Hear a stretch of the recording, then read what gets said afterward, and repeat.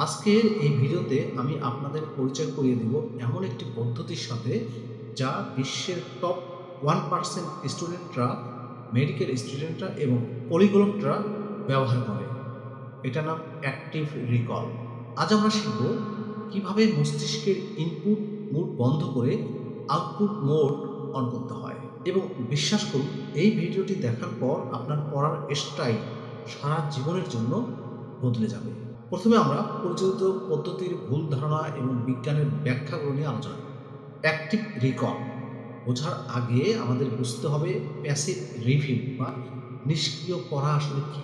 যখন আপনি বইয়ের পাতা উল্টে বারবার একই লাইন পড়েন, তখন আপনার মস্তিষ্ক খুব আরাম পায়, কারণ তাকে কোনো কষ্ট করতে হচ্ছে না। তথ্যটা চোখের সামনে আসে, ব্রেন তখন তথ্যটা চিনে ফেলে, রিকগনাইজ করে, কিন্তু মনে রাখতে পারে না, রিকল করতে পারে না। এটা অনেকটা জিমে গিয়ে অন্যকে ব্যায়াম করতে দেখার মতো। আপনি দেখছেন, বুঝছেন কিভাবে ডাম্বেল তুলতে হয়, কিন্তু আপনার নিজের পেশি তৈরি হচ্ছে না, কারণ লোডটা আপনার ওপর পড়ছে না।